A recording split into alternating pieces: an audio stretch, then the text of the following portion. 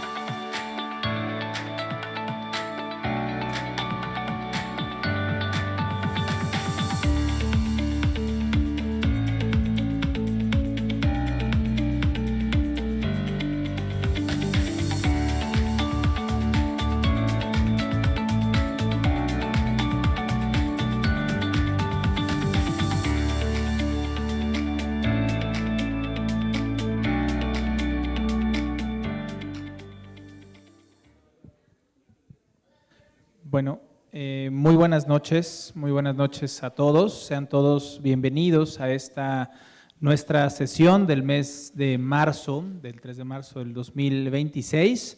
Y bueno, bienvenidos todos, bienvenidos los presentes, bienvenidos a los ponentes también.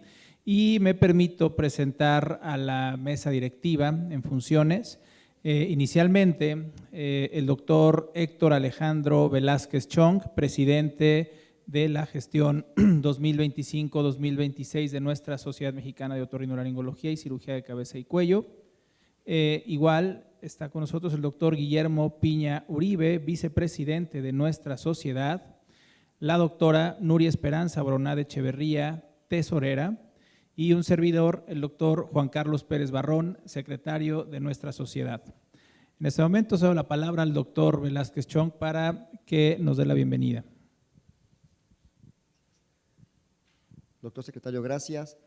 Muy buenas noches para todas y todos ustedes. Gracias por acompañarnos en esta sesión ordinaria número 7 de 8. Estamos por concluir la gestión 2025-2026.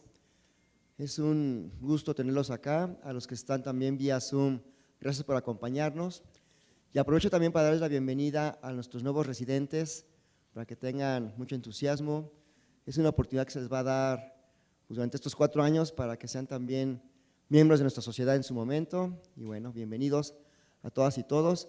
Doctora Caro Sánchez, gracias por aceptar ser nuestra coordinadora y profesora de apnea del sueño, querida amiga. Y pues bueno, sin más preámbulo, doctora, adelante. Cedo la palabra al doctor Pérez Barrón para continuar con el orden del día. Muy bien, como siguiente punto en la orden del día vamos a dar lectura y aprobación de nuestra acta de la sesión ordinaria de nuestra Sociedad Mexicana de Otorrinolaringología y Cirugía de Cabeza y Cuello del día 4 de noviembre de 2025. En la ciudad de Veracruz, el 4 de noviembre de 2025, mediante sesión híbrida, los asociados fueron convocados a efecto de celebrar la sesión ordinaria mensual de la Sociedad Mexicana de Otorrinolaringología y Cirugía de Cabeza y Cuello, en el Salón Caprese del Hotel Rivoli, así como vía remota mediante plataforma Zoom. Legalmente instalada la asamblea con fundamento en lo dispuesto en los estatutos vigentes de la sociedad, y por lo tanto válidos los acuerdos que en ella se tomen, declarándose quórum legal con los socios presentes, con un total de 181 teleasistentes y 45 presenciales, iniciando a las 20:10 horas. El doctor Juan Carlos Pérez Barrón, secretario de la gestión, llama a la segunda convocatoria a los asociados y da la bienvenida a todos los asistentes conectados. Presenta a la mesa directiva de la gestión 2025-2026, presidida por el doctor Héctor Alejandro Velázquez Chong, el vicepresidente doctor Guillermo Piña Uribe, el secretario doctor Juan Carlos Pérez Barrón y a la doctora Nuria Esperanza Boroná de Echeverría, tesorera de la gestión. Acto seguido, le cede la palabra al presidente de la mesa directiva de la gestión 2025-2026 de la SMORL, al doctor Héctor Alejandro Velázquez Chong, para el primer punto de la orden del día, quien agradece y da la bienvenida a la sesión ordinaria mensual a todos los asistentes presentes y remotos. Posterior a ello, como segundo punto del orden del día, se dio lectura del acta de la sesión ordinaria mensual del día 7 de octubre del presente año, que se llevó a cabo en la Ciudad de México, siendo aprobada por mayoría. En el tercer punto del orden del día, el doctor Héctor Alejandro Velázquez Chong solicita se presente el video del doctor Guillermo Piña Uribe, director del 75º Congreso Nacional Puerto Vallarta 2026, para dar sus avances del Congreso, donde expone a los asistentes la sede del evento, profesores nacionales, programa preliminar esquemático, así como la infraestructura que la ciudad de Puerto Vallarta ofrece para el desarrollo del Congreso. Termina su participación invitando a todos los asistentes y teleasistentes a inscribirse y participar en el próximo Congreso. En el cuarto punto del orden del día se proyecta el video de la doctora Luz Arcelia Campos Navarro, directora, editora de la revista Anales de Otorrinolaringología Mexicana, para dar los avances de la misma e invitar a la membresía a que continúe registrando sus trabajos. En el quinto punto del orden del día, el doctor Héctor Alejandro Velázquez Chong solicita al doctor Juan Carlos Pérez Barrón, secretario de la gestión, dar lectura de los cursos relacionados con la otorrinolaringología del mes de noviembre de 2025. En el sexto punto del orden del día, de asuntos varios, el doctor Chong pregunta a la membresía y a los teleasistentes si existe algún tema a tratar. Al no haber ningún hecho a tratar, se continúa al siguiente punto. En el séptimo punto del orden del día, el doctor Velázquez Chong presentó al doctor Emilio Ponce Saleta, presidente del Colegio de Otorrinolaringología y Cirugía de Cabeza y Cuello de Veracruz, y coordinador de la sesión, quien agradeció la invitación y presentó a la doctora Miriam Lara Mancilla, quien fungió como la profesora de la sesión con el tema biorremodelación y biorregeneración cérvico-facial, y también fue la encargada del Demo Live. Al término de la sesión, el doctor Ponce Saleta y la doctora Lara Mancilla agradecen su invitación a la sesión y el desarrollo del tema. Por último, y no existiendo otro punto que tratar, el doctor Héctor Alejandro Velázquez Chong da por concluidas las actividades de la sesión ordinaria y académica del mes de noviembre de 2025 a las 21:55 horas. Doctor secretario, gracias. A los que están presentes, por favor, levantar su mano derecha si están de acuerdo. Y a los que están por vía Zoom, tienen la opción de sí, no o abstinencia. Entonces, si estamos de acuerdo, por favor, levantemos la mano. No veo. Se aprueba por mayoría. Gracias. Continuamos.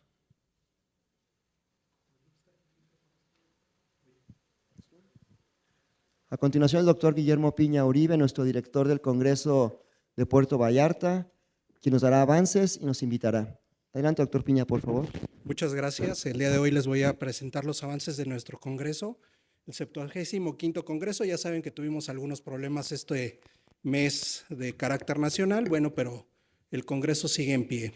Hemos tenido comunicación con el Fidetur, con la agencia de viajes, con la gente que está en Puerto Vallarta y nos informan que la situación está ahorita o continúa de forma normal. Incluso acabamos de recibir un boletín hace unos minutos donde nos dicen que todo sigue igual, ¿sí? Como la canción, como cuando estabas tú. Entonces, seguimos en el tenor de que seguimos con nuestro congreso. Les voy a presentar un poco de los avances. Como ustedes saben, se va a hacer en el Centro de Convenciones de Puerto Vallarta, las fechas del 28 de mayo al 3 de abril, el 28 de abril al 3 de mayo. Sí, estamos ya muy emocionados, estamos a 2 meses de comenzar este congreso. Nuevamente, pues ya les tocará en algún momento a los residentes de recién ingreso poder asistir a estas situaciones. Yo espero que nos puedan acompañar también. Sean bienvenidos también a estas sesiones. Ustedes, como saben, tenemos un lema de identidad. Nosotros tenemos mucha conectividad aérea a Puerto Vallarta, desde todos los aeropuertos de la República Mexicana. También tenemos una muy buena conectividad terrestre. Tenemos ya hoteles sedes, me voy a adelantar un poquito. Este es un mapa del área comercial. Estamos dividiendo nuestra área comercial en toda la parte frontal del centro de convenciones, con 4 salones principales en la parte posterior y 2 salones alternos en el foyer. Son salones para talleres y para tener otro tipo de actividades. Estamos esperando que el programa salga a finales de este mes para que ustedes ya conozcan a qué actividades se quieren integrar. Bueno, estos son nuestros hoteles sedes: Marriott, Holiday Inn Express, Holiday Inn Suites y One Puerto Vallarta, pensando en los residentes. 900 pesos la noche, ¿sale? Véanlo, tiene alberca también el One, ya lo fuimos a ver. Todos los hoteles están localizados en el área de la Marina. Estamos en un lugar que está ahorita resguardado por Guardia Nacional y Ejército, Marina. Este es nuestro programa esquemático, donde tenemos talleres, vamos a tener varios másters, obviamente los simposios de la industria y los talleres que serán en los salones alternos. También tenemos un programa social que cubre todas las actividades de nuestro congreso en los 4 días que dura. Tenemos actividades interdisciplinarias ahorita con la Universidad de Miami y con la Asociación Panamericana de Cabeza y Cuello. Este año toca la sesión y ser México la sede de esta sesión panamericana.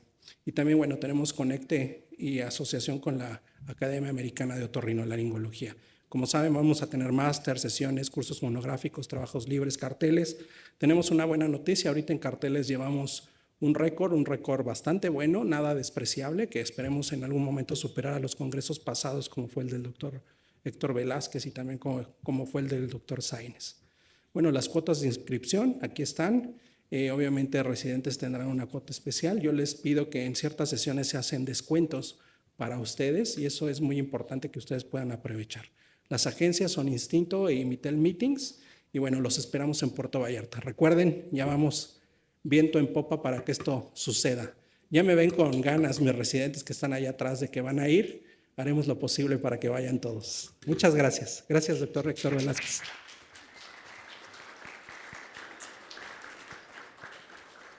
Doctor Piña, muchas gracias.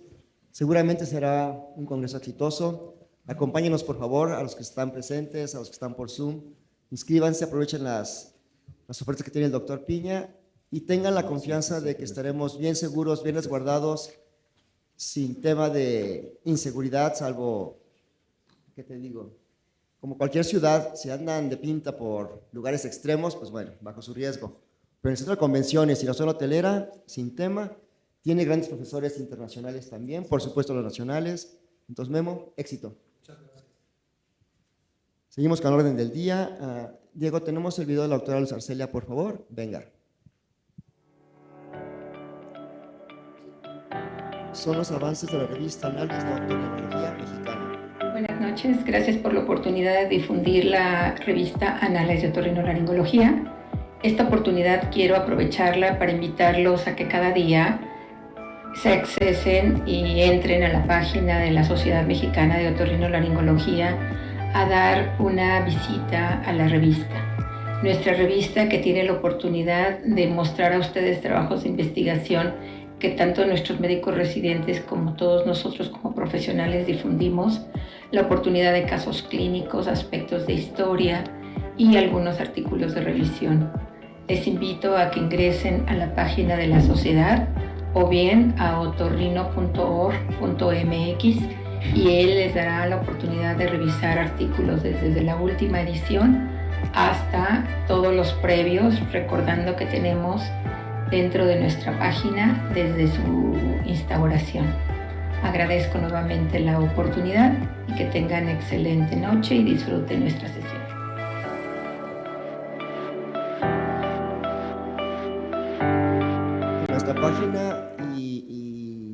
gustan, por favor, métanse para que vean los requisitos para publicar. Siempre vale la pena.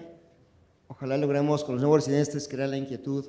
Memo, tú que tienes también toda la inquietud para que publiquemos este año un poco más.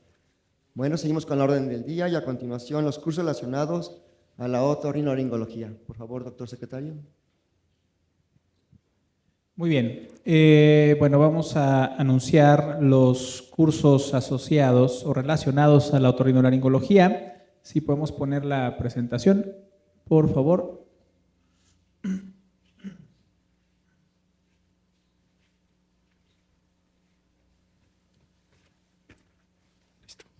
Ok, bueno, nuestra siguiente y última sesión de esta gestión será el día 7 de abril, en sesión híbrida desde Campeche. La que sigue, por favor. Posteriormente tenemos nuestras sesiones interhospitalarias, también ahorita están pendientes 2, la siguiente será el día 11 de marzo, de este año, encargada del Instituto Nacional de Enfermedades Respiratorias. Ahorita lo comentaremos un poco más a detalle. La siguiente, igual, como ya lo hemos comentado, se les invita a participar en la publicación y en subir sus artículos, sus trabajos a la revista Anales de Otorrinolaringología Mexicana para fortalecer esta parte académica que tiene la sociedad. Como ya lo comentaron, ahí vienen los datos también, en la página podemos ahí acceder y bueno, los invitamos a hacerlo.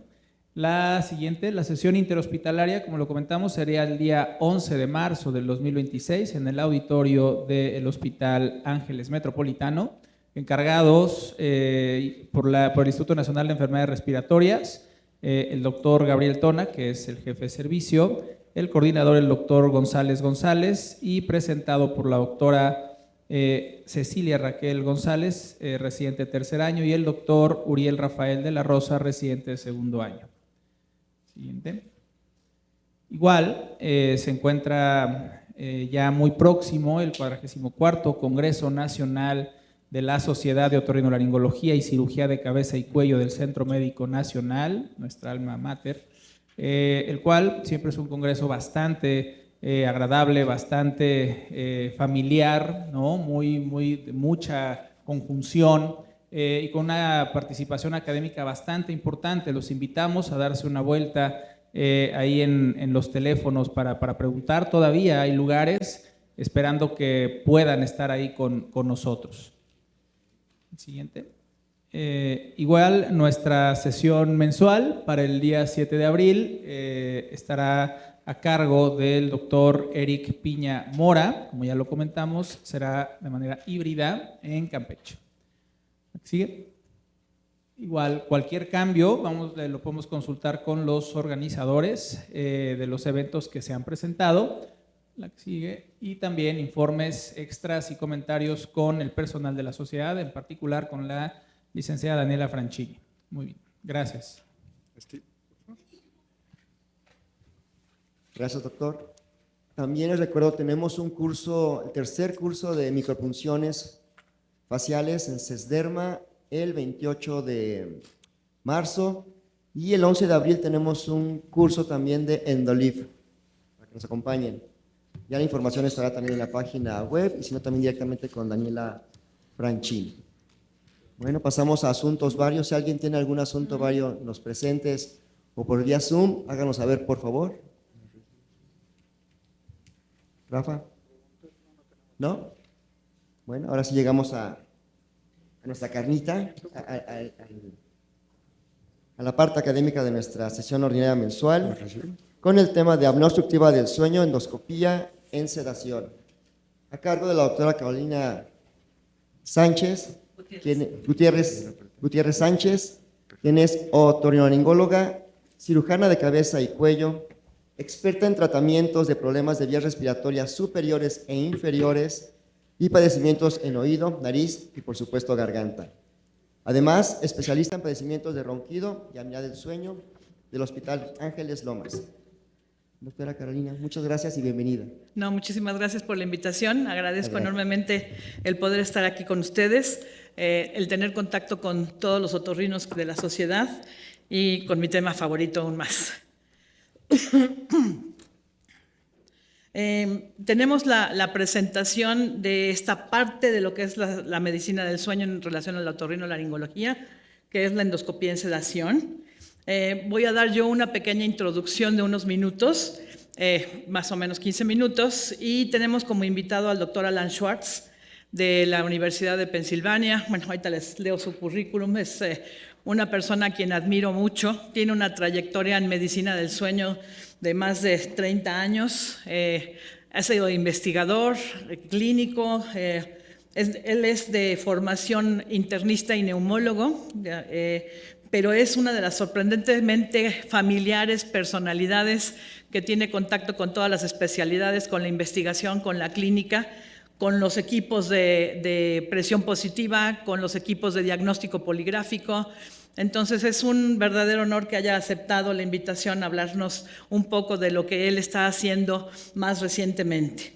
Entonces, bueno, como nuestra población de otorrinolaringología vamos desde residentes hasta otorrinos generales, hasta otorrinos más especializados en sueño, vamos a dar una repasadita sobre lo que es la endoscopía en sedación para el diagnóstico y tratamiento de la apnea obstructiva del sueño, desde algo un poco más básico hasta algo un poco más actual, para después dar paso al doctor Schwartz a que nos haga su presentación.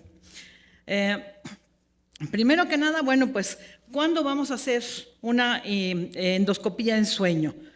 Generalmente, cuando esto inició, es considerado que era especialmente para el diagnóstico preoperatorio de los sitios de obstrucción y los patrones de colapso de la vía respiratoria.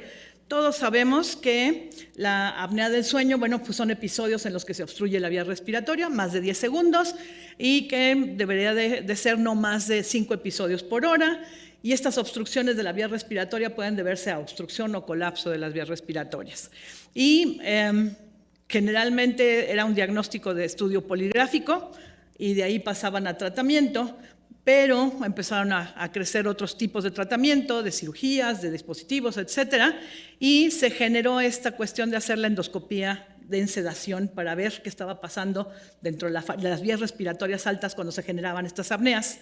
Esto empezó desde los años 1991, pero ha venido a tomar auge muy posteriormente con todo lo que tenemos hoy en día de medicamentos de anestesia que nos permiten no sedar tanto al paciente, no relajar en forma tan anormal las vías respiratorias, ya sea algo más parecido al sueño.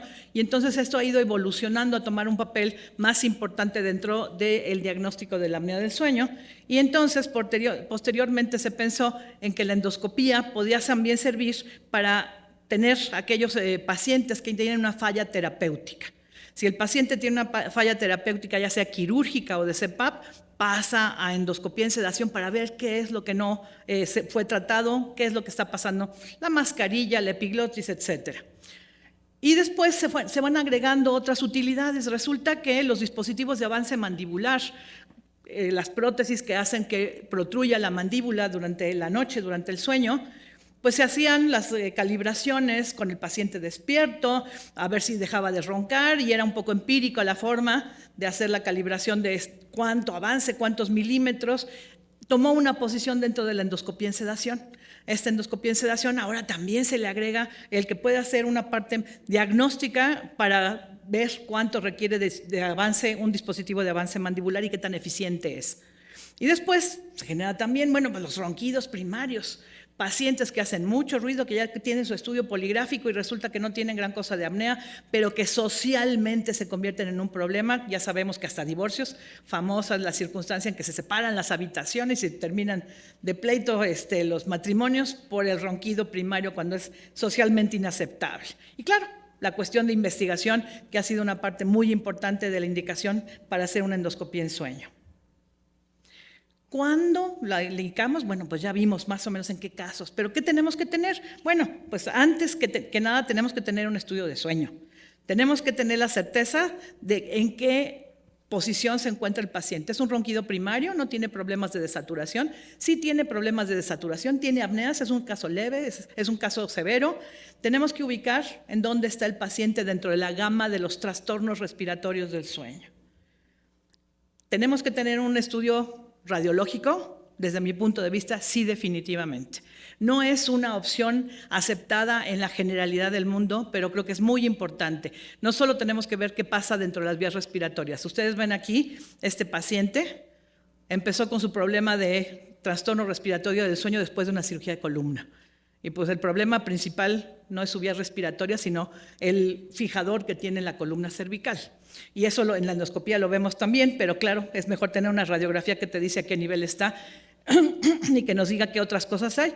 Esta segunda radiografía que ven, tenemos una radiografía en posición lateral para ver tejidos blandos y ustedes ven la estrechez a todo lo largo de la faringe, desde la parte retropalatal, retrolingual, retroepiglotal, en donde toda la vía respiratoria está disminuida, pero también tenemos la oportunidad de medir qué está pasando con ese esqueleto facial. Entonces, sean cefalometrías en tomografías de nariz y senos paranasales, el tener un apoyo de imagen lo considero muy importante, no solamente en nuestro tubo de la vía respiratoria. Y finalmente, si tenemos un paciente que está siendo estudiado por una falla de CPAP, pues es muy importante tener su reporte de CPAP. Este es un reporte de CPAP y aquí nos va a decir cuántos días usa el paciente, cuánta presión usa, qué tanta fuga tiene, cuántas apneas residuales. Y entonces nosotros podemos buscar cosas muy específicas en cuanto, por ejemplo, a que tenga fugas. Entonces vamos a poner más atención a la hora que hagamos la endoscopía con el CPAP, en dónde pueden estar los sitios de obstrucción que causan fugas o que causan alertas, de modo que el paciente se arranca la mascarilla en la madrugada. Entonces hay que tener información, no solamente es meter el endoscopio. ¿En dónde lo vamos a hacer? Bueno, pues el procedimiento lo vamos a hacer en una sala de endoscopía. Hay que tener todo. Son pacientes que se desaturan todas las noches en su casa, pero no queremos que en nuestras manos se desature de más y tengamos un inconveniente, una complicación.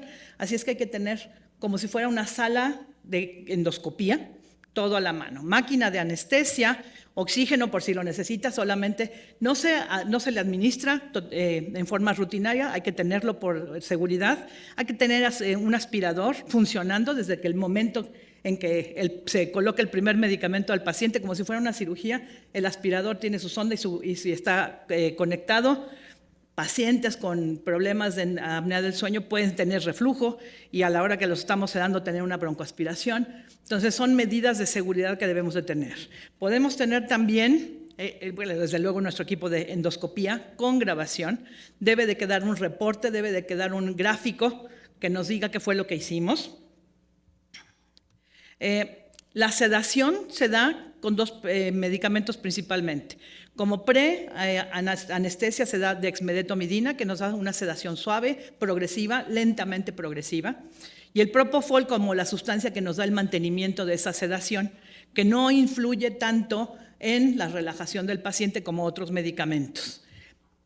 No se usan medicamentos tópicos, no se pone anestesia local, no se pone vasoconstrictores. Queremos que la vía respiratoria se encuentre lo más natural a las condiciones cotidianas del paciente. ¿Qué personal va a entrar? Cuando empezamos a hacer endoscopías en sedación entraba el anestesiólogo y el otorrino con su endoscopio y a lo mejor con la camarita y el teléfono conectado para hacer la grabación de la endoscopía, pero conforme se ha ido haciendo más compleja la endoscopía en sedación, pues resulta que tenemos más personal, tenemos al técnico, si tenemos la torre de endoscopía, tenemos al técnico para que maneje la endoscopía y la grabación. Si vamos a usar además un dispositivo de avance mandibular, pues cuando empezamos hacíamos nosotros nada más la maniobra de tracción de la mandíbula, la famosa maniobra de SMART, pero que no nos da mediciones, entonces ahora tenemos al odontólogo u odontóloga para que haga las mediciones correctas y nos diga cuántos milímetros de avance hace la diferencia y no nada más al tantiómetro. Ay, pues le pasamos borde a borde los dientes y con eso tuvo. No se vale, hay que hacer mediciones. Entonces, ahora se vuelve, pues como ven ahí, una sala de endoscopía donde tenemos al anestesiólogo, al técnico de CPAP, a la socia del otorrino, al técnico de la odontología o a la odontóloga, y se vuelve un quirófano que ahora tiene 5 o 6 personas para hacer una endoscopía en vez de un anestesiólogo y un otorrino. Una vez que se hizo más común el hacer las endoscopías, pues había que hacer una forma de reporte y de identificación, primero que nada, de qué es lo que pasa para que todos hablemos el mismo lenguaje. Han salido muchas clasificaciones. Probablemente la primera más organizada y que se generalizó fue la de bote. Bote quiere decir velo del paladar, orofaringe, tongue de lengua y E de epiglotis. Entonces se estadifica el revisar, aquí estamos viendo las rayitas en rojo, hacer la endoscopía con nuestro endoscopio flexible, revisar la rinofaringe, revisar retropalatal, revisar a la altura de la orofaringe, o sea, donde está la úvula y las amígdalas palatinas, retrolingual, a la altura donde están las amígdalas linguales y el espacio detrás de la base de la lengua, y retroepiglotal o la epiglotis en sí misma. Aquí tenemos lo que sería una imagen normal. Subimos nuestro endoscopio a través de las fosas nasales, volteamos hacia abajo y estamos viendo la base de la lengua, la valécula, la epiglotis, el espacio retroepiglotal, las amígdalas palatinas, y tenemos un gran espacio para contemplar toda nuestra vía respiratoria. ¿Se ve mi mouse ahí? Creo que no, ¿verdad? ¿Sí se ve el mouse? Gracias. Por favor, Sote, me avisa dentro de unos 10 minutos para que le demos todo el espacio al doctor Schwartz. Y entonces, vamos a ver cómo se ven estas alteraciones, cómo es esta clasificación. Bueno, aquí estamos, las 4 primeras imágenes de arriba son retropalatales. Una imagen normal en donde alcanzamos a ver la úvula, pero tenemos muy buen espacio entre la úvula y la faringe posterior. Aquí tenemos un colapso anteroposterior. Vemos que el paladar blando y la úvula entran en directo contacto con la pared faríngea posterior y tenemos no un óvalo, sino un ojal. ¿Ok? Tenemos esta otra que está en sentido transversal o lateral. Ustedes aquí ven que se hace la vía respiratoria más grande en sentido anteroposterior que en sentido transversal. Y tenemos finalmente el concéntrico, en donde el tejido linfático de la trompa de Eustaquio, del torus tubarius, y las paredes laterales y las paredes anteroposteriores se unen como si fuera un embudo. Y tenemos una visión de la vía respiratoria prácticamente puntiforme. Este es un concéntrico.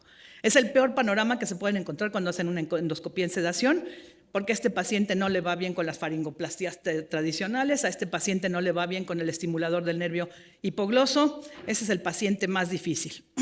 Este de acá. A nivel de la orofaringe, bueno, pues aquí tenemos las amígdalas palatinas a los lados, la base de la lengua, y vemos en la siguiente transparencia que generalmente se da, a este nivel se da en sentido transversal, y vemos como las amígdalas palatinas están estrechas, están dándose besitos aquí a esta altura y nos dejan un pequeño espacio en la parte posterior.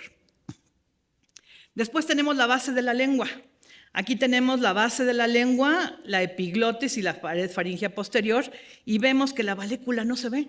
La lengua está empujando a la epiglotis, y en este otro caso tenemos amígdalas linguales ocupando la valécula, que nos hacen muy pequeñito el espacio retrolingual, y finalmente también el retroepiglotal sí empuja la epiglotis. Y la última imagen, los dos, ¿tendremos un poquito de agua por ahí? ¿Sí me facilitan? Gracias. Y entonces la epiglotis se puede colapsar en sentido anteroposterior. Aquí vemos base de lengua, epiglotis, muchas gracias. Epiglotis y pared faríngea posterior, y vemos casi cerrado el espacio retroepiglotal. Y en la siguiente imagen vemos que es en forma transversal. Las famosas epiglotis en omega, cuando hacemos una endoscopía con un paciente despierto, resulta que cuando estamos haciendo una endoscopía en sedación, muy probablemente se están cerrando en sentido transversal. ¿Ok? Bueno, pues ahora, ¿cómo va la secuencia? ¿Cómo le vamos a hacer? Bueno, pues empezamos con el paciente despierto y le vamos a hacer una endoscopía en posición en decúbito, supino, y vamos a hacer unas primeras imágenes. Entonces aquí estamos viendo cómo está el paciente acostado, boca arriba, en supino, y estamos con nuestra grabación endoscópica enfrente. Después lo vamos a poner en posición lateral. Sabemos que muchos pacientes disminuye mucho su índice de apnea y hipopnea en posición de cúbito lateral. Entonces vamos a ver si es cierto, vamos a ver si queda libre la vía respiratoria cuando el paciente está en lateral. Luego lo vamos a regresar a la posición supino y vamos a ver en esta posición en supino, ya con el paciente dormido como en posición lateral, que ya está también sedado, que la imagen de la vía respiratoria va a cambiar. Y es muy importante que veamos no solamente lo que estamos viendo aquí en la pantalla, sino que nos fijemos en la posición de la mandíbula, en la posición de la lengua y la posición de los labios. Tenemos que ver todo lo que pasa alrededor. ¿Por qué? Porque a este paciente, por ejemplo, lo teníamos en la posición lateral y prácticamente cero obstrucción. Cuando se le gira a supino, afloja la contención de la mandíbula, abre la boca, se va para atrás la lengua y empezamos con unas señoras apneas muy importantes. Entonces tenemos que ver no solamente lo que está pasando dentro de nuestro tubito. Vamos después a colocar dispositivos de avance mandibular. Cuando tenemos estos dispositivos y contamos con un odontólogo especializado en esto, a veces usamos hasta 2 y 3 tipos de dispositivos de avance mandibular. El dispositivo de avance mandibular tiene diferentes avances. Puede ser avance anteroposterior o puede ser también vertical. Y yo les digo que es como poner zapatos. Tienen muchas características y muchos materiales. Entonces, para algunos pacientes les va a quedar mejor un dispositivo que solamente tenga un avance anteroposterior. Y cuando ponemos un avance vertical, resulta que se nos cierra más la vía respiratoria. ¡Oh, qué susto! ¿Ok? Entonces, vamos a buscar materiales, porque además si son bruxistas, si les ponemos un material muy duro, van a desgastar de todas maneras las piezas dentarias. Les ponemos un material, bueno, no nosotros los odontólogos, un material a lo mejor más suave que les permita cierta amortiguación de los movimientos de bruxismo. Entonces, a veces no solamente probamos uno de los prefabricados que nos venden ahí en Amazon, sino que probamos diferentes materiales y diferentes dimensiones en sentido anteroposterior y en sentido vertical. Aquí tenemos en el anterior, teníamos colocado una galga hecha específicamente para el paciente al momento con un material para moldearlo. Acá tenemos una cera roja que tiene unas dimensiones verticales más altas. Y también hacemos la parte del CPAP. Decíamos, ¿no era para ver si se operaba? Bueno, sí, pero el paciente tiene muchas opciones de tratamiento hoy en día. Entonces, vamos también a aquellos que no han sido expuestos a CPAP o que han tenido falla terapéutica CPAP, a probarles el CPAP durante la endoscopía. Y vamos a procurar usar también diferentes opciones. Aquí en esta tienen a un paciente que está usando una mascarilla nasal. Podemos también usar una mascarilla oronasal. Podemos checar en dónde están las fugas, podemos checar que sean los tamaños y los materiales adecuados para ese paciente. Y además vamos a medir qué presiones requiere el paciente para que se abra la vía respiratoria, qué presiones necesita ese paciente para que se mantenga estable la vía respiratoria, no esté intermitente y que además no nos produzca otros colapsos. Porque nos encontramos que en ocasiones, conforme sube la presión del equipo de presión positiva, a veces empuja la epiglotis y termina por cerrarse como una puerta. No sé si han oído esta mención de trapdoor. Es como cuando tienes en tu casa una ventana y una puerta. Tienes abierta la puerta y cuando abres la ventana entra la corriente de aire y azota la puerta. Así le pasa al epiglotis cuando le subimos la presión a la vía respiratoria alta y nos cierra el epiglotis. Y la puedes cerrar en diferentes posiciones, en diferentes ocasiones. Aquí tenemos al mismo paciente con una mascarilla oronasal y curiosamente a veces se piensa que un paciente que tiene obstrucción nasal, pues la solución es ponerle una mascarilla oronasal para que respire también por la boca. Y no siempre es la mejor solución. A veces esa mascarilla nos empuja el mentón y nos empeora la respiración en vez de ayudarnos. Muchas veces la presión que necesita un paciente con una mascarilla oronasal es mucha más alta que la mascarilla nasal solita. Entonces, no siempre la progresión es automática de, tiene obstrucción nasal, cámbienle la mascarilla. Esto hay que verificar si realmente es lo que necesita el paciente. Y finalmente tenemos las partes compuestas. Aquí estamos con el paciente con su mascarilla nasal y con su dispositivo de avance mandibular también. Entonces, nos da una gama de situaciones a revisar para hacer una mejor decisión en cuanto a qué vamos a hacer con este paciente y dónde se produjo el colapso en diferentes circunstancias. Ahora, ¿por qué les enseñamos primero imágenes endoscópicas y después les enseñamos imágenes como que desde afuera estamos viendo al paciente y estamos viendo también la imagen del endoscopio allá al fondo? ¿Cómo por qué?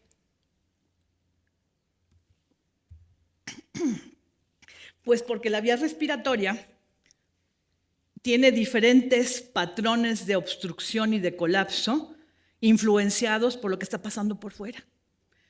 La almohada, la posición del cuerpo, la posición del cuello, la posición de la mandíbula, la posición de la lengua.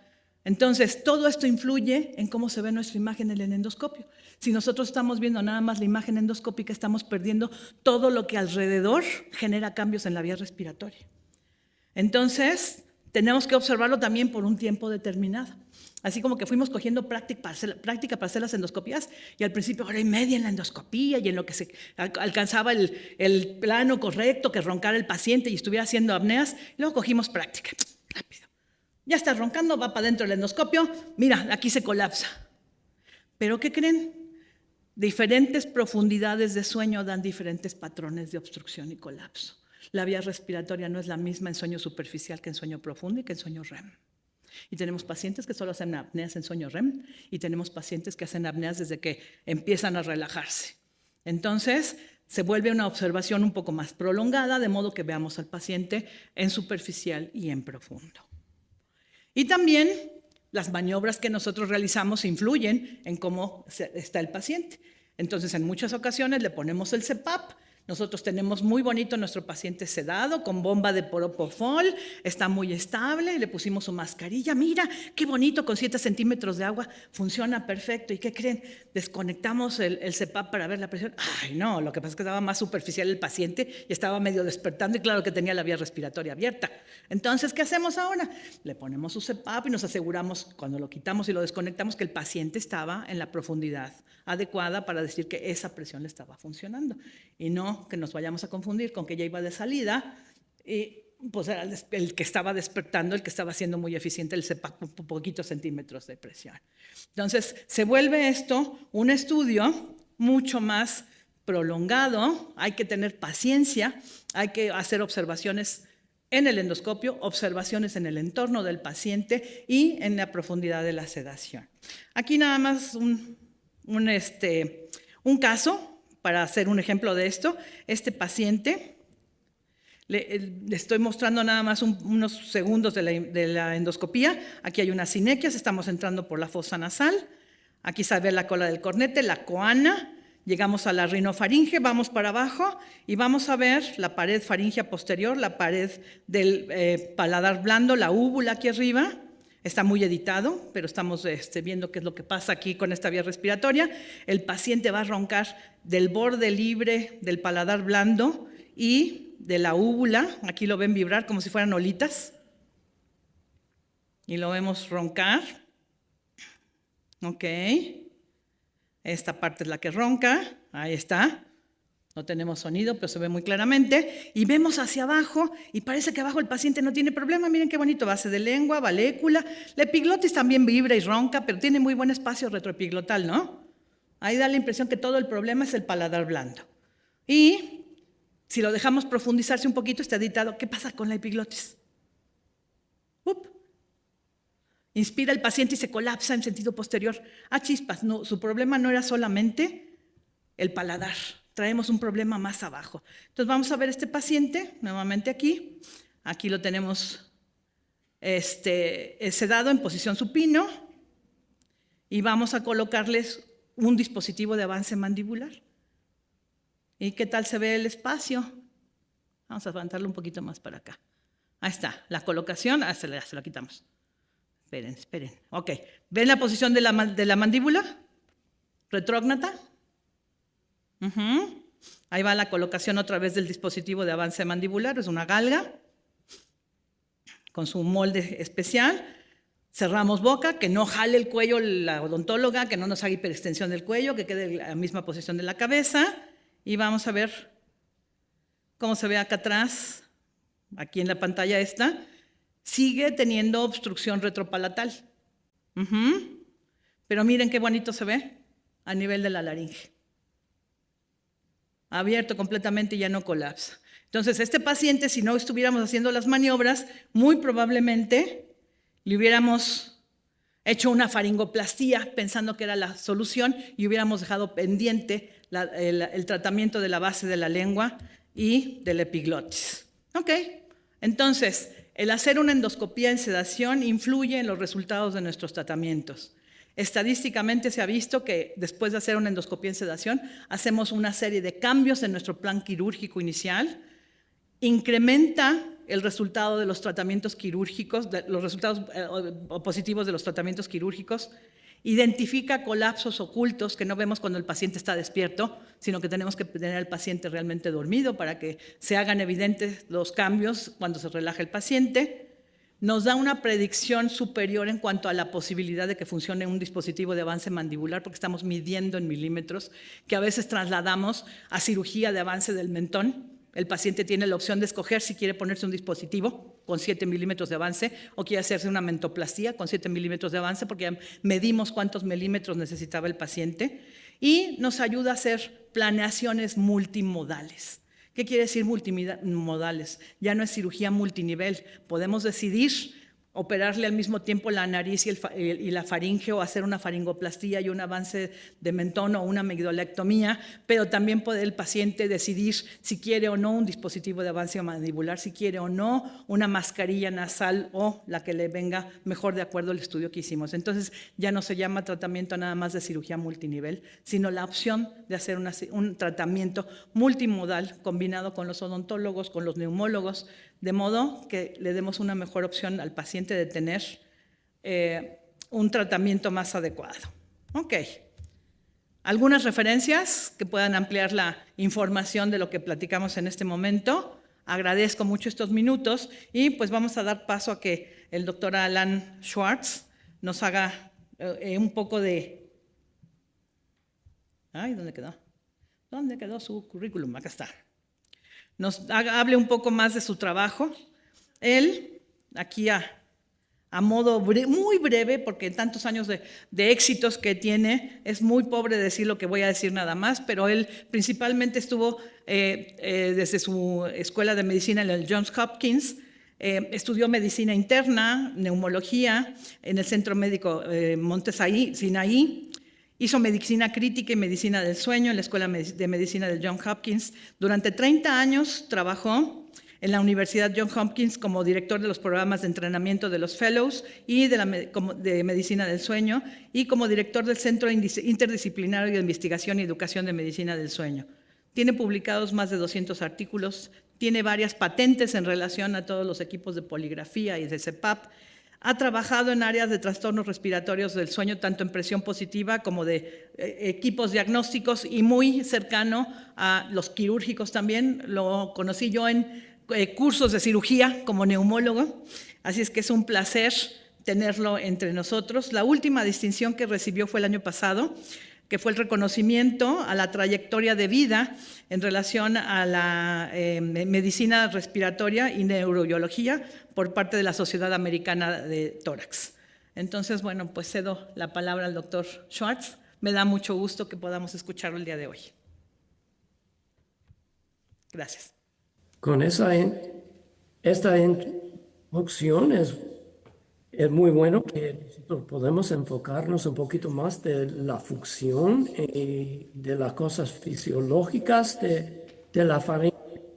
Ustedes enfocan un poquito más de la anatomía de la faringe, pero nosotros podemos comentar un poquito más de lo que doctora Carolina nos dijo de la patofisiología de la faringe.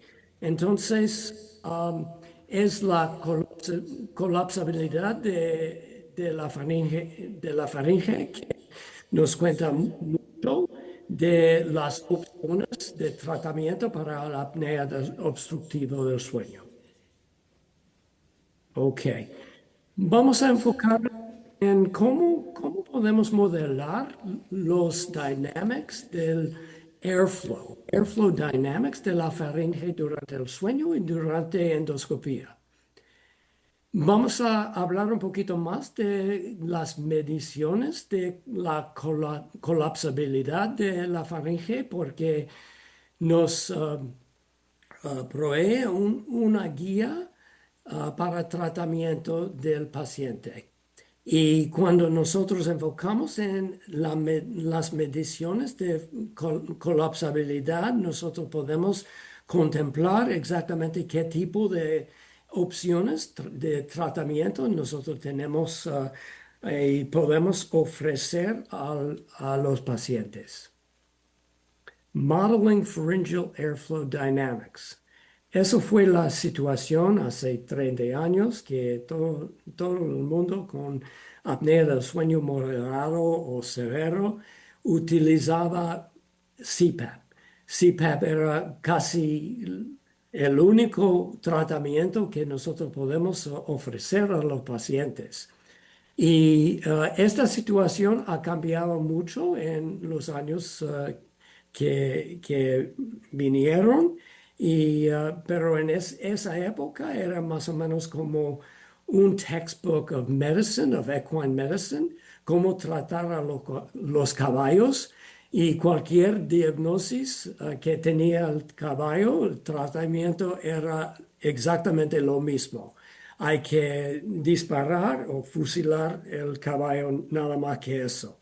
Pero nosotros podemos pensar un poquito más del punto de vista fisiológico y no solamente de la anatomía de la faringe y de la vía aérea superior. Nosotros vamos a concentrarnos del punto de vista de la fisiología y cómo es que colapsa la faringe durante el sueño o durante endoscopía. Eso es como una muestra de apnea del sueño obstructiva. Hay varias apneas del sueño obstructivos en que nosotros podemos ver que que para la respiración para unos segundos, para unos esfuerzos respiratorios con desaturación y despertares durante el sueño.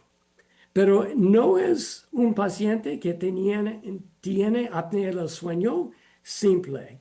Eso es un paciente, un participante en un protocolo de investigaciones.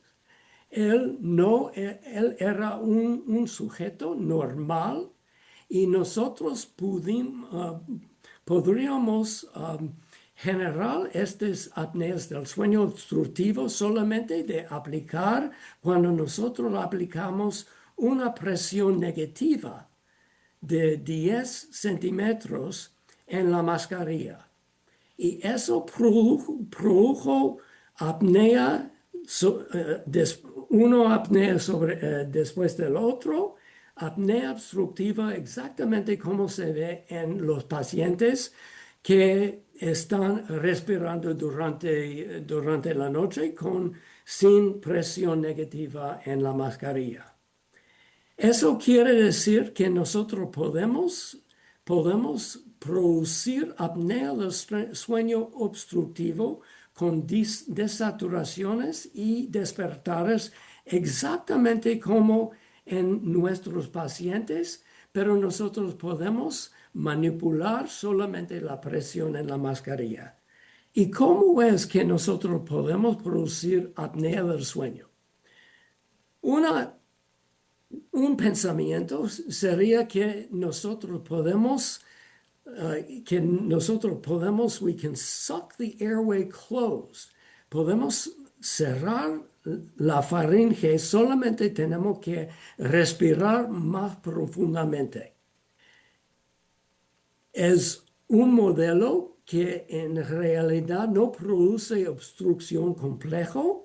Es que cuando la presión downstream en la tráquea, cuando la presión baja en la tráquea downstream, cuando nosotros inspiramos, es más o menos el flujo de aire, es más o menos lo que pasa con esta cascada.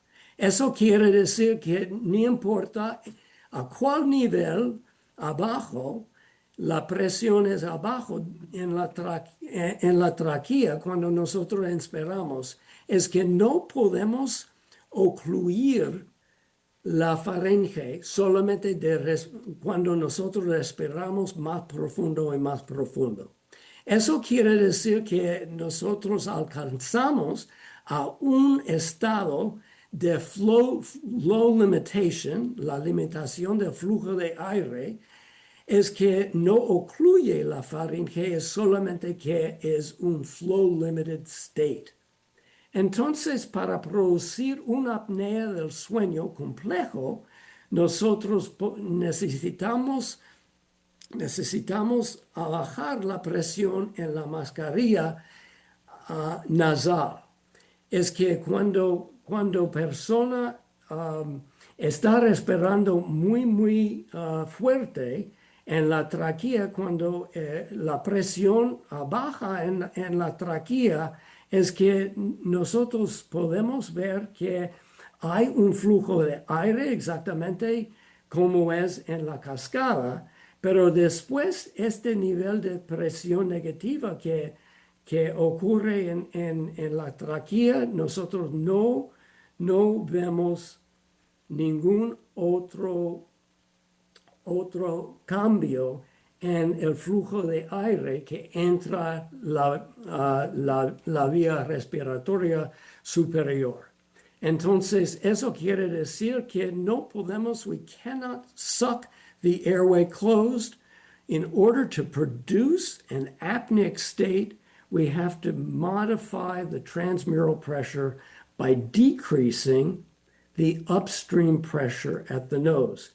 Es que quiere decir que una presión negativa en un participante normal puede producir exactamente la condición en que la faringe ocluye completamente. Y eso solamente indica que la presión transmural en la faringe cambia y no hay una presión adentro de la faringe que empuja las paredes de la faringe y se abierta la faringe. Es que la presión adentro de la faringe, de la parte nasal, es más o menos igual o más abajo de la presión alrededor de la faringe en los tejidos, de la lengua, del paladar, de las paredes laterales de la faringe. Y cuando eso pasa, nosotros podemos ver que la situación es más o menos exactamente lo que pasa durante el sueño cuando un paciente que tiene apnea obstructiva complejo. Nosotros podemos ver exactamente lo mismo adentro de una endoscopía en que nosotros tenemos, como la doctora Carolina nos dijo, nosotros podemos aplicar una mascarilla, nosotros podemos medir el flujo de aire adentro de la mascarilla. Eso quiere decir cuando un paciente está abierto, hay flujo de aire. Cuando tenemos un nivel de presión más o menos a 8 o 10 centímetros en la mascarilla. Pero en un paciente con apnea del sueño, nosotros podemos bajar la presión en la mascarilla poco a poco, paso a paso.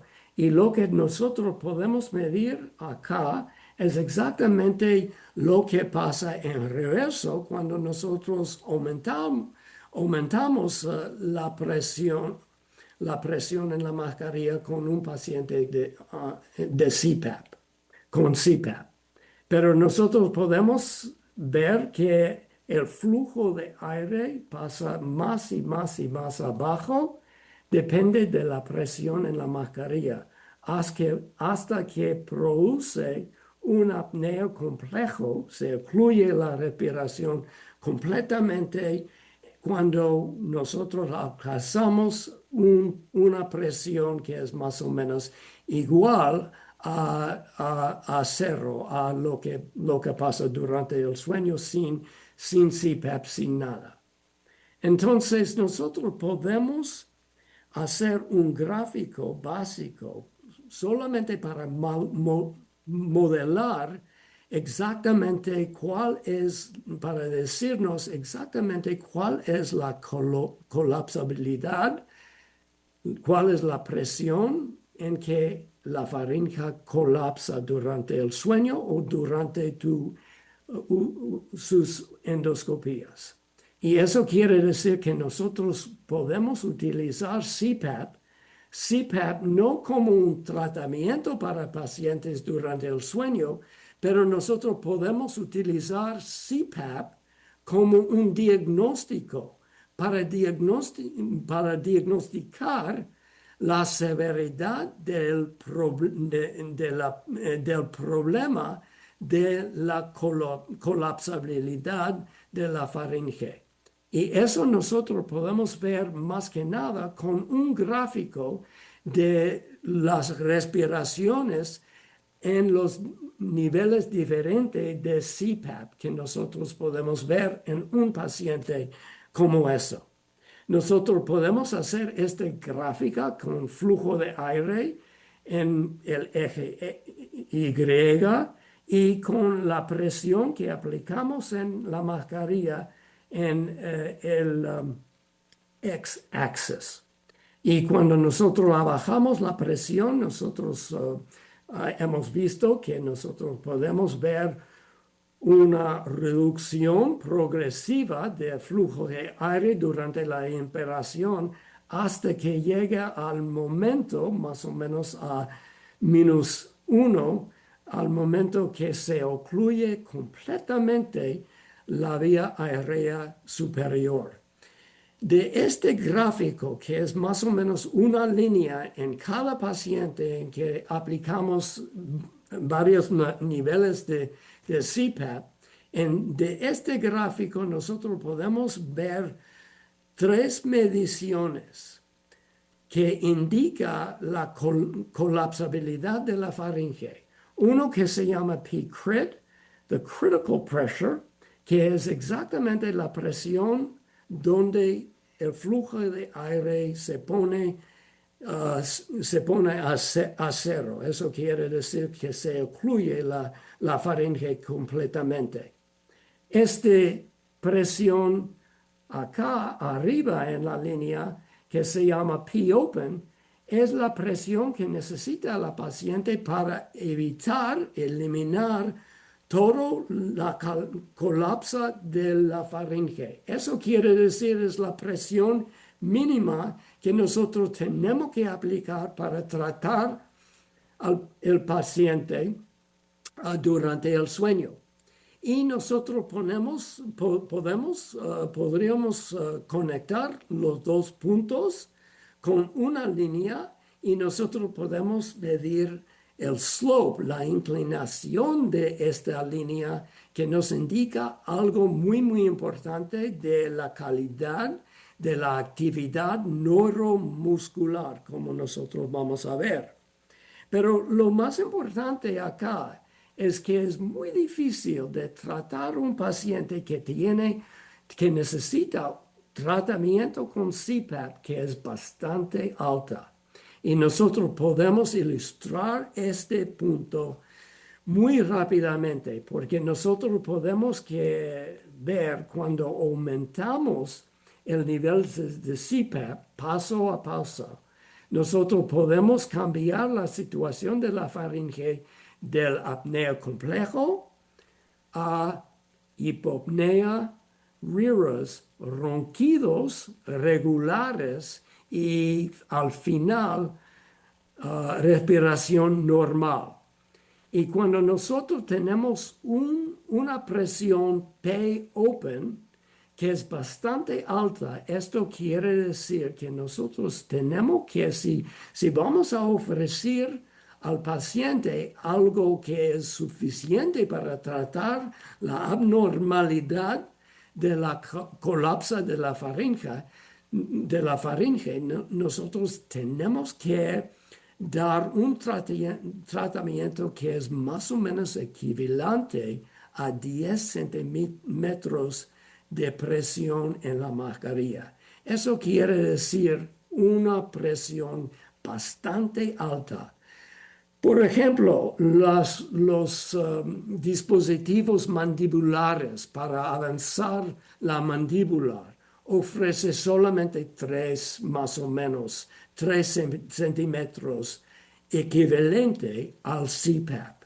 Entonces, eso quiere decir que, por lo general, maniobras posicionales o dispositivos para manipular la posición de la mandíbula, solamente ofrecemos 3 o 4 centímetros y no es suficiente para tratar un paciente como eso. Estas medidas pueden predecir si un tratamiento o otro es una opción válida para su paciente. Y ustedes pueden medir exactamente estas presiones con una mascarilla durante la endoscopía de sus pacientes. En contraste, un paciente con hipopnea durante el sueño, esto quiere decir que por lo general este paciente no necesita tanta presión para normalizar su patrón de respiración. Eso quiere decir más o menos 5 a 7 centímetros equivalente que nosotros podemos ofrecer a un paciente. Y nosotros hemos escuchado con la doctora Carolina que nos indicó que nosotros podemos combinar varios tratamientos para aumentar el equivalente de la presión de CPAP para reemplazar el equivalente de la presión de CPAP para tratar al paciente suficientemente para últimamente al final evitar la mascarilla totalmente. Pero no es solamente una cuestión de la cantidad de CPAP que necesita el paciente para normalizar el patrón del paciente, pero también es una cuestión de la actividad neuromuscular de la lengua y de la faringe y de los músculos del cuello. Y eso quiere decir que nosotros podemos medir solamente la contribución de los cargos mecánicos cuando se relaja todos los musculares. Eso es lo que pasa cuando nosotros aumentamos o subimos la presión en la mascarilla. No hay estímulo del cerebro de aumentar la actividad en los músculos de la lengua y de la faringe. Pero cuando nosotros obstruimos la faringe, el cerebro puede aumentar los reflexes, que puede aumentar la actividad en la faringe y en la lengua, y puede establecer un poquito la apertura de la faringe. Eso quiere decir que se puede abrir la faringe durante el sueño. Y eso es lo que nosotros hemos visto, es que la faringe es más o menos muy relajada cuando nosotros aumentamos o subimos la presión en la máscara. Eso quiere decir que el EMG activity, la actividad EMG en el genioglossus es mínimo cuando nosotros abrimos la faringe y establimos un patrón de respiración que es más o menos regular y normal. No hay obstrucción de flujo de aire, no hay limitación de flujo de aire. Entonces, es completamente diferente cuando nosotros bajamos la presión poco a poco, paso a paso. Es que recubre la actividad en los músculos de la lengua y de la faringe, y nosotros podemos que este patrón, un aumento de la actividad de los músculos, puede producir puede abrir la faringe mucho más que en esta situación cuando los músculos estaban muy relajados. Entonces, nosotros podemos decir, cuando nosotros estamos en un nivel de presión en la mascarilla que es bastante bajo, cuando hay una obstrucción, eso es un estímulo a los músculos para abrir la faringe lo más que posible. Es completamente diferente cuando nosotros aplicamos presión y cuando normalizamos el patrón de respiración durante el sueño. Eso quiere decir que la faringe es mucho más relajado y esta medición de la colapsabilidad de la faringe es más o menos una medición que indique la colapsabilidad de la faringe cuando está muy, muy relajada. Y los dos definen la inclinación de esta línea y el slope. La inclinación nos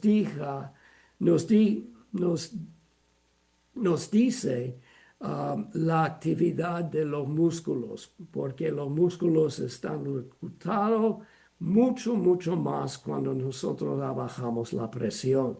Y nosotros podemos ver que hay mediciones, en particular hay mediciones de la anatomía acá, de la fuerza de las respuestas neuromusculares que nosotros podemos ver en esta presión que produce oclusión de la faringe y nosotros podemos ver que la inclinación en realidad es una medición de la strength, eso quiere decir el esfuerzo de los reflexes que stabilize the airway. Entonces nosotros podemos ver que hay un efecto de la edad en the strength of those neuromuscular reflexes. Los adultos tienen reflexes que son mucho más bajos que los niños. Y también los que tienen apnea del sueño, los niños que tienen apnea del sueño tienen reflexes que son mucho más bajos que los que no tienen apnea del sueño. La misma cosa se ve en los adultos, es que los reflexes son mucho menos en los que tienen apnea del sueño que en los que están normales o solamente tienen ronquidos durante el sueño. Y nosotros hemos escuchado un poquito más de la doctora Carolina durante DICE. Es muy, muy importante de administrar una dosis que es bastante leve de propofol o dextromethyltalmidate para que no produzcamos una disminución de los reflexes que están muy, muy importantes cuando nosotros evaluamos la colapsabilidad de la faringe. Pues, ok, mi Spanglish, ok. Vamos a utilizar estas medidas solamente para guiar para guiarnos o para decidir exactamente cuáles son las opciones para unos pacientes con apnea del sueño. Vamos a enfocarnos un poquito de una opción en los Estados Unidos y por otras partes del mundo que se llama hypoglossal nerve stimulation. El concepto es muy simple, muy fácil. El proceso es un poquito más difícil. Pero si hemos visto que la actividad de los músculos de la faringe y de la lengua está mucho más bajo durante el sueño y durante endoscopía. Si nosotros podemos reemplazar esta estimulación con paso marcador, nosotros podemos de repente eliminar la obstrucción en la faringe durante el sueño. Nosotros podemos ver una grabación muy temprano en estas investigaciones. Cuando nosotros implantamos una marcapaso en un paciente con apnea del sueño. Y nosotros, el marcapaso era apegado en el lado izquierdo, cuando nosotros podemos ver unos hipopneas clásicas con desaturaciones y despertares durante el sueño. Cuando nosotros prendimos el marcapaso, nosotros podemos ver en el EMG, podemos ver exactamente cuándo le da el estímulo al nervio hipoglosus. Y por lo general, el estimulador está eliminando los hipneas del sueño. Pero hay unos errores en esa época con el pacemaker, y nosotros podemos ver estos errores que el pacemaker, el marcapaso, se le olvidó de dar el estímulo. Y lo que nosotros podemos ver solamente en una respiración, cuando no hay estimulación, el nivel del flujo de aire baja exactamente al nivel que nosotros hemos visto en los hipopneas, en las hipopneas sin marcapaso. Y nosotros podemos ver que el efecto de la estimulación del nervio hipoglosus inmediatamente, respiración por respiración, el efecto es muy obvio cuando nosotros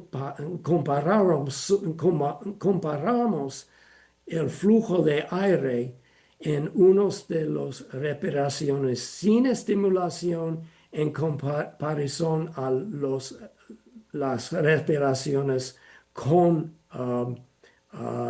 estimulación. Y eso quiere decir que en realidad nosotros de repente quizás no tenemos que medir toda la línea cuando alteramos o cambiamos el nivel de presión en la mascarilla durante la endoscopía. Es que nosotros podemos hacer una manipulación de la faringe, por ejemplo, avance la mandíbula, y nosotros podemos ver respiración por respiración exactamente cuáles son los efectos.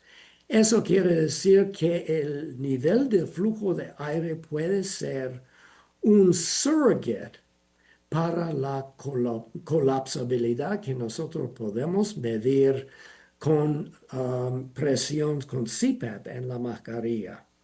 Y nosotros podemos utilizar estas mediciones para prognosticar, para predecir cuáles son los pacientes que van a recibir el beneficio de este tipo de tratamiento. Y nosotros podemos ver muy rápidamente que nosotros en realidad solamente necesitamos normalizar el flujo de aire, como hemos visto en la grabación en el día pasado. Y nosotros, we have the best chance of stabilizing airflow in those who have hypopnea. Hipopnea es lo más bueno para ofrecer este tipo de tratamiento. porque en la grabación acá nosotros tuvimos durante los hipopneas un poquito de flujo de aire y es un poquito más fácil de aumentar el flujo de aire hacia el normal cuando hay un poquito de flujo de aire o en realidad hay hipopnea y no apnea obstructiva compleja. Eso puede decir que nosotros podemos ofrecer de repente quizás 5 centímetros de agua de CPAP equivalents con esta medición. Y eso es exactamente lo que nosotros hemos visto en un estudio piloto en los que estaban implantando con un marcapaso que utilizamos durante el sueño. Eso quiere decir que el nivel de presión para tratar el apnea del sueño durante la endoscopía en los que tenían respuestas buenas al marcapaso, ellos tenían un P-open que es mucho más bajo que los que no, que no tenían una respuesta significativa. Entonces, eso quiere decir que nosotros predecir, utilizar esta medida de P-open, cuál es la presión que necesitamos con CPAP, nosotros podemos utilizar esta medida para predecir quién es el paciente que va a recibir los beneficios de un CPAP alternative, una alternativa a CPAP. Y eso es exactamente lo que nosotros podemos ver con mediciones o medidas precisas en PCRIT, y eso quiere decir que hypoglossal nerve stimulation, la estimulación del nervio hipoglosis, funciona muy bien y ofrece más o menos 3 a 5 centímetros equivalentes de CPAP, de tratamiento con CPAP. Eso quiere decir que nosotros podemos ofrecer este tipo de tratamiento con el aseguro que nosotros podemos tratar mucho mejor los que tienen hipopnea que los que tienen apnea del sueño durante el sueño sin mascarilla. Ok. En realidad no tenemos cirugía, ni dispositivos, ni drogas farmacéuticos que ofrecen más o menos algo igual a 10 o 15 centímetros de CPAP. Y es por eso que nosotros tenemos que contemplar cómo podemos combinar terapias para apnea del sueño para rescatar los que no están, que no toleran la mascarilla y los que no están completamente bien tratados con solamente un tratamiento como estimulación del nervio hipoglosis. Y eso es lo que nosotros nos dimos cuenta, que hay problemas con muchos pacientes que tienen marcapasos para el nervio hipoglosis. Esos son los que están en el pathway, el sendero amarillo. Y eso quiere decir que nosotros tratamos muy fuerte y con más o menos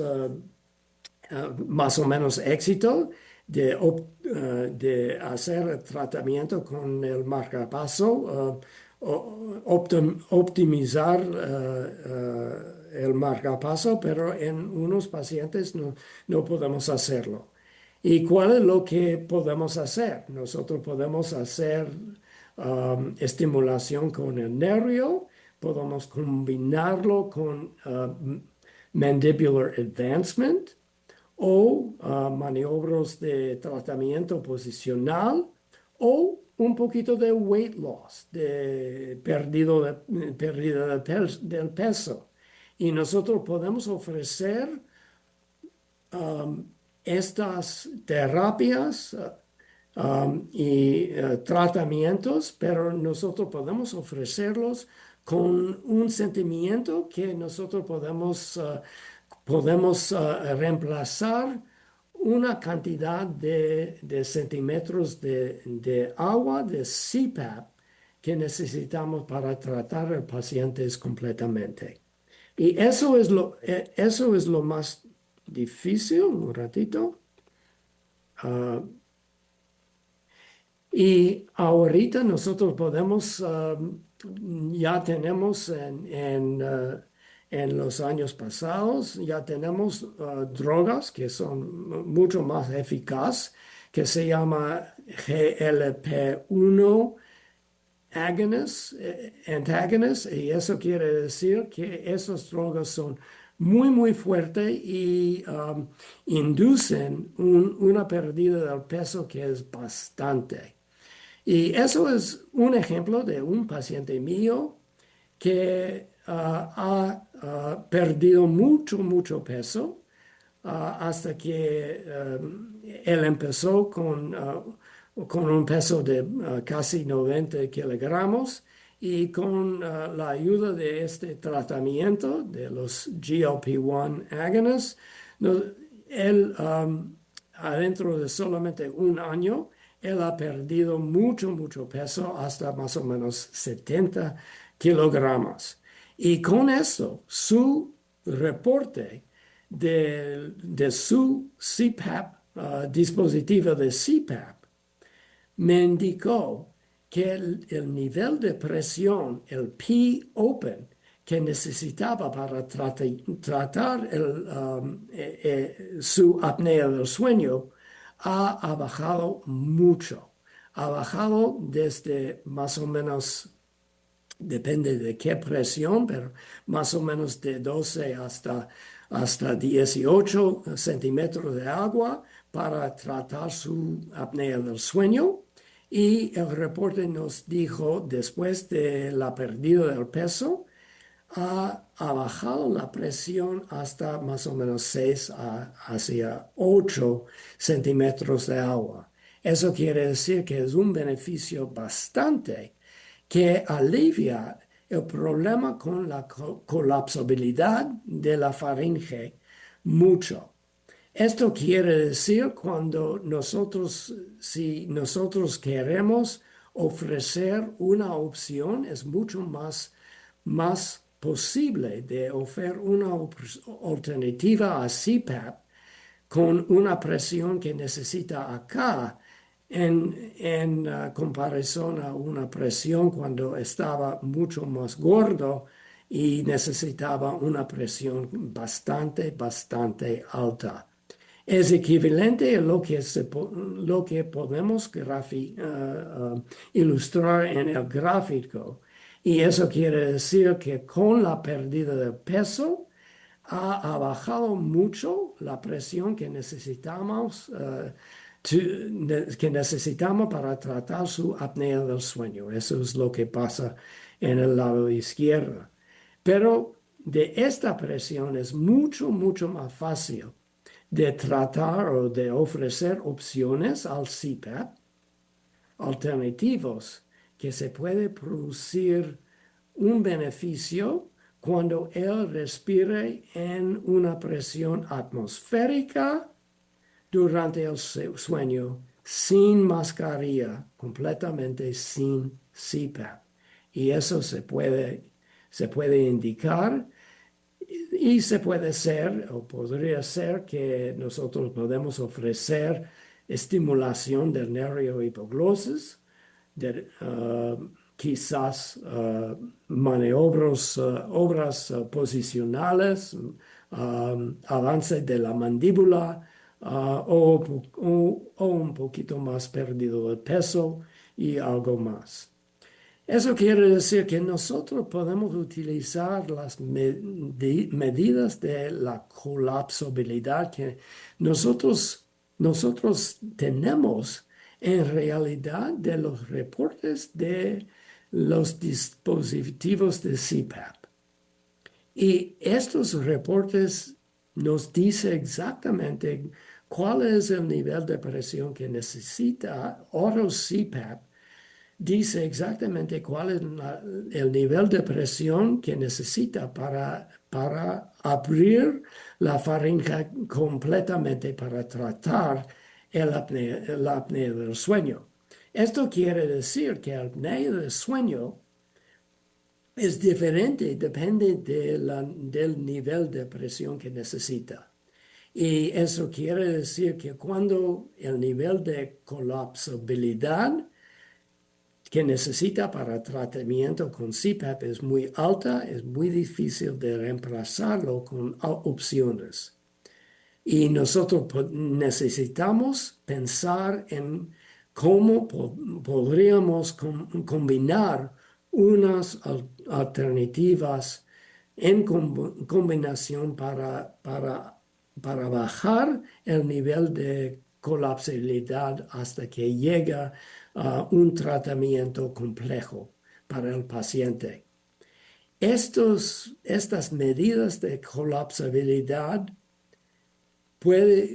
nosotros podemos utilizarlos para decir algo de los defectos anatomía o mecánicos con este nivel que se llama P-Open o el nivel de tratamiento que necesita con CPAP y la actividad de los reflexes neurales que nosotros podemos medir con el nivel de flujo de aire cuando pacientes respiran sin CPAP con una presión atmosférica durante el sueño.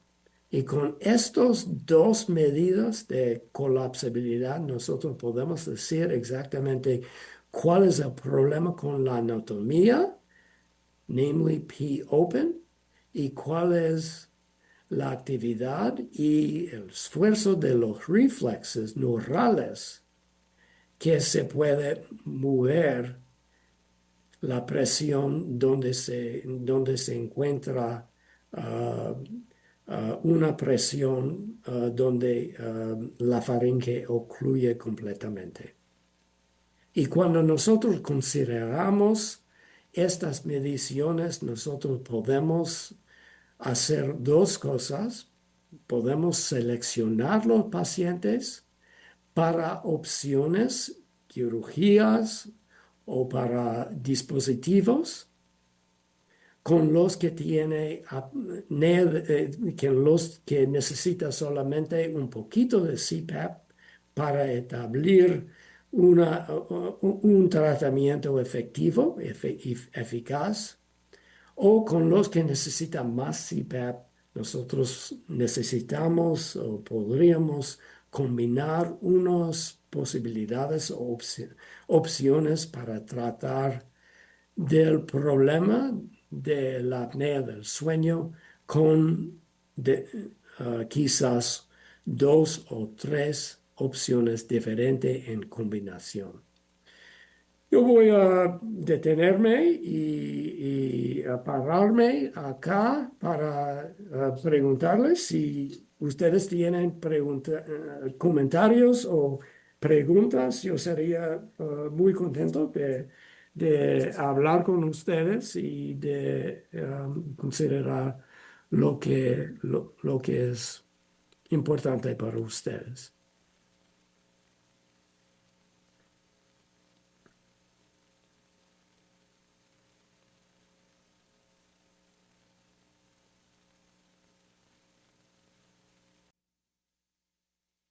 Muchas gracias, doctora Caro, muchas gracias. ¿Alguna pregunta por parte del auditorio presente?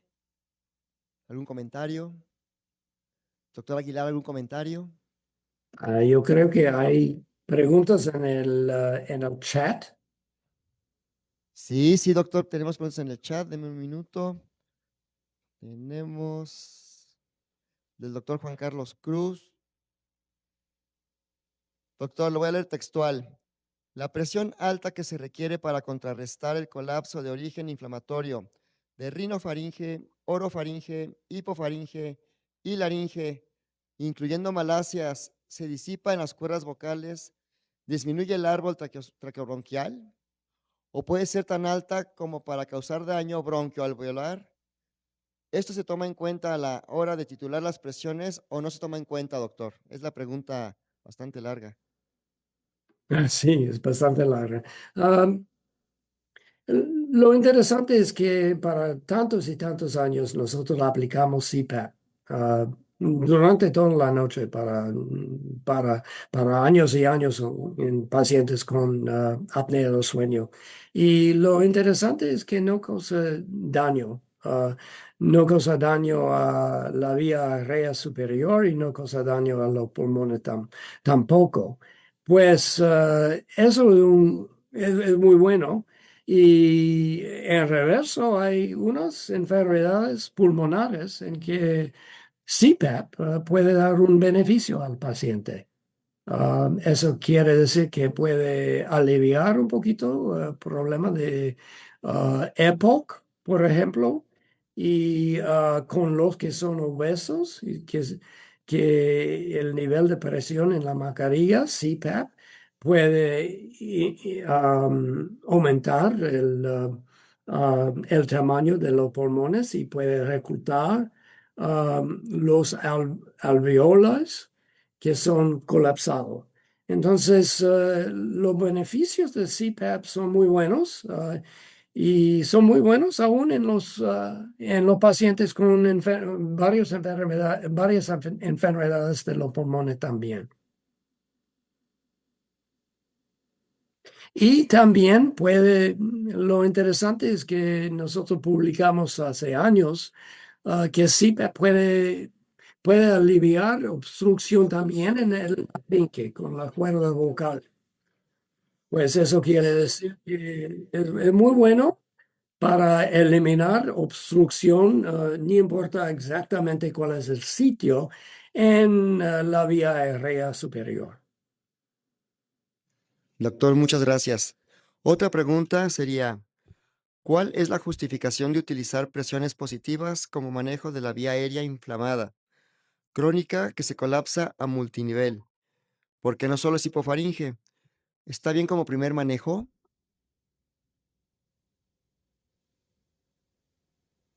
Um, lo importante es que cuando la vía aérea La, es la- la repito otra vez, doctor. ¿Cuál es la justificación de utilizar presiones positivas como manejo de la vía aérea inflamada? Yo creo que esa sería la pregunta. Si hay alguna justificación de utilizar presiones positivas en vía aérea inflamada. es que no sé si la cuestión, cuestión es que cuando la vía aérea está inflamada, es muy importante de tratar a la inflamación más que nada.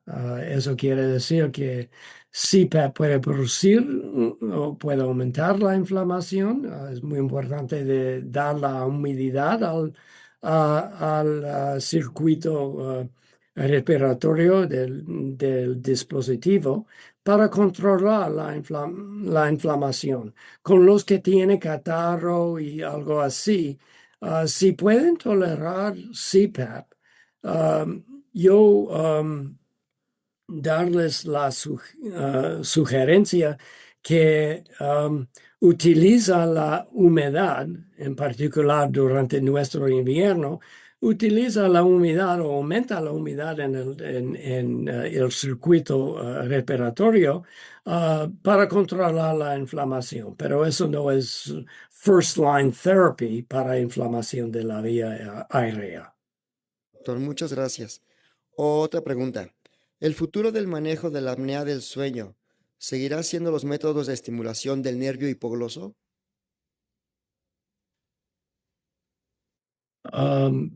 Es que no entendí exactamente cuál es el... Va, doctor, de nuevo. ¿Se refieren si en el futuro? No, no. El futuro del manejo de la apnea del sueño seguirá siendo los métodos de estimulación del nervio hipogloso.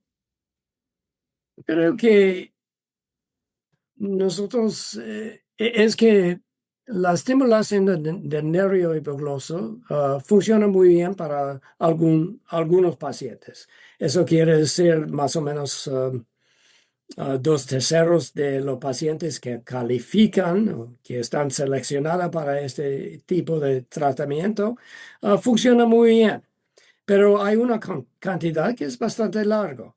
Los que son obesos, los varones más que las mujeres, no, no en esas personas nosotros no alcanzamos la cantidad del beneficio de los otros pacientes. Y es probable, es bien conocido que necesitamos muchos músculos en el cuello, en la faringe y también en la lengua para establir o eliminar la oclusión de la faringe durante el sueño. Eso quiere decir que hay otros tipos de estimulación con marcapasadores. Uno que se llama ansa cervicalis stimulation. Eso es una forma de estimulación del nervio de la ansa cervicalis que puede jalar a la faringe por abajo. Y con esta manera es como el juego para los niños cuando los dedos están atrapados en un finger trap, cuando jale por abajo es que la faringe se pone mucho más tieso. Y eso quiere decir que hay formas de establir la patencia de la faringe, no solamente de empujar por anteriormente con la mandíbula o con la lengua, con la estimulación de nervios hipoglosos, pero nosotros podemos aumentar esta respuesta cuando nosotros utilizamos al mismo tiempo estimulación del nervio que controle los músculos en el cuello, el sternohyoid and sternothyroid muscle, que jala la faringe exactamente en un rumbo ortogonal. No en este rumbo, pero en este rumbo. Y yo creo que vamos a ver, hay hay investigaciones pilotas que investigan si esta forma de estimulación aumenta la respuesta a la estimulación de nervios hipoglosos. Pero nosotros podemos también ver que hay posibilidades para drogas que estimulan los motor neurons adentro del cerebro para, para encender la actividad de los nervios que controlan los músculos en el cuello y los músculos de la lengua y de la faringe. Entonces yo creo que en estos años que vienen, 10 o 20 años, nosotros vamos a ver la empieza de pharmacotherapy para la apnea del sueño. ¿La traqueostomía qué condición o grado de apnea estaría indicada?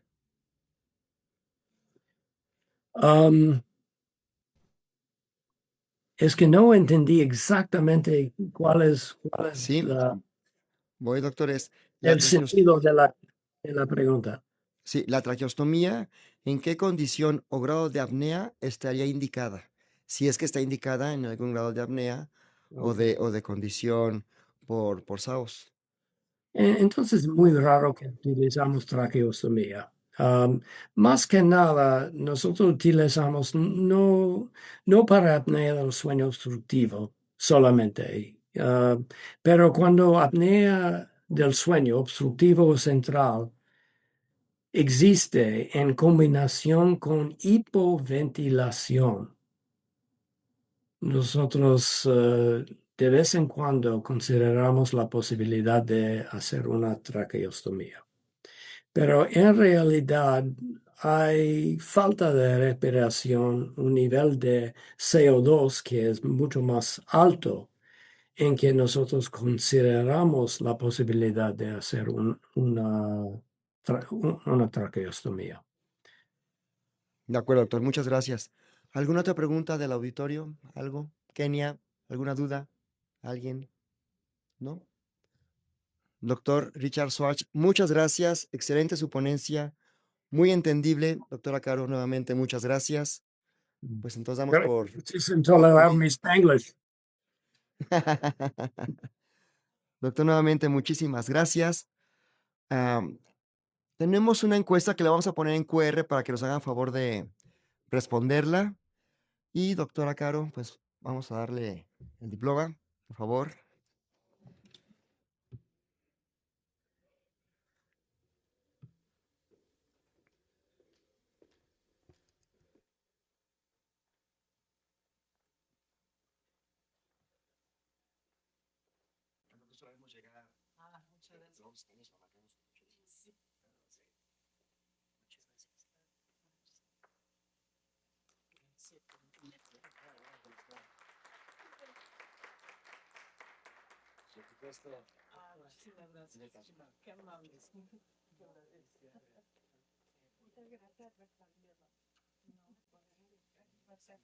Acá lo ponemos acá.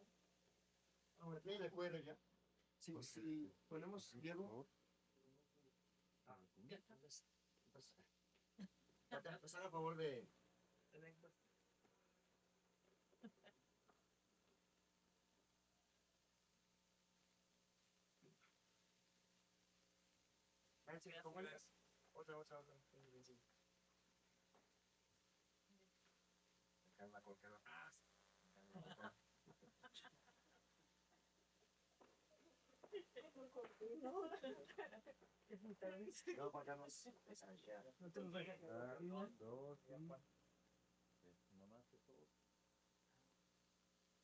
Muy bien. Gracias. Muchas gracias a todos. A ustedes también muchas gracias. Buenas noches. Ya que termine la encuesta, los esperamos. Tenemos, como siempre, nuestro vino de honor. Lo esperamos afuera. Gracias.